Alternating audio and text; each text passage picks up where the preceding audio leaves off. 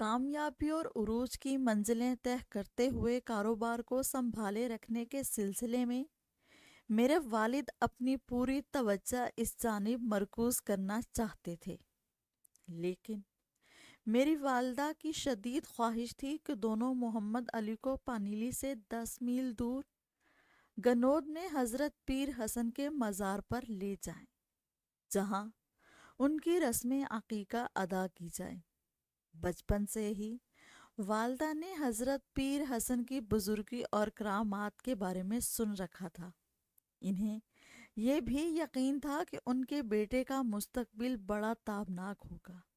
یہی وجہ تھی کہ وہ رسم عقیقہ حضرت پیر حسن کی متبرک درگاہ پر ادا کرنا چاہتی تھی، جہاں رواج کے مطابق بیٹے کا سر منڈوایا جاتا اور ماں پیر حسن صاحب کے طفیل اپنے لخت جگر کے لیے خوش آئند مستقبل کی دعا مانگتی۔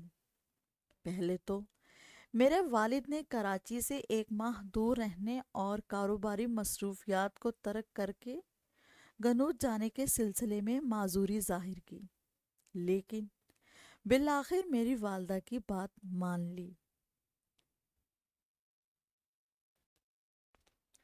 چنانچہ وہ ایک دن اپنے نوزائیدہ بچے کے ہمراہ کراچی کی بندرگاہ سے ویراوال کی جانب عازم سفر ہوئے، جو کاٹھیا واڑ کی ایک بندرگاہ ہے۔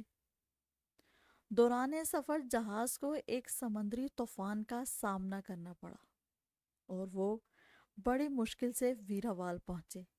چند دنوں کے بعد ماں نے والد کو بتایا کہ ان طوفانی لمحات میں انہوں نے خدا سے دعا مانگی تھی کہ اگر سمندر نے انہیں نگل نہ لیا تو وہ گنود میں طے شدہ پروگرام سے ایک دن زائد ٹھہریں گی اور شکرانے کے نفل ادا کریں گی۔ ویراوال میں انہوں نے منزل مقصود تک پہنچنے کے لیے ایک بیل گاڑی کرائے پر لی۔ طوفانی سمندری سفر اور بیل گاڑی سے چند میل کا فاصلہ طے کرنے کے بعد میرے والدین اور محمد علی گنود پہنچے۔ ہمارے اکثر رشتہ داروں نے درگاہ میں رسم عقیقہ میں شرکت کی، جہاں محمد علی کے سر کے بال منڈوائے گئے۔ عقیقے کی رسم کے بعد میرے والدین بچے کو لے کر پانیلی پہنچے۔ وہاں میری ماں نے اس موقع پر سارے گاؤں کو ایک شاندار ضیافت دینے کا فیصلہ کیا۔ اس وقت میں ابھی بچی تھی۔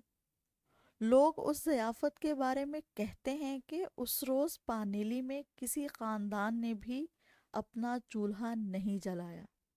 ان کے برتن الماریوں میں پڑے رہے، اور یہ سب اس لیے کہ ننھا محمد علی اپنے آبائی گاؤں میں وارد ہوا تھا۔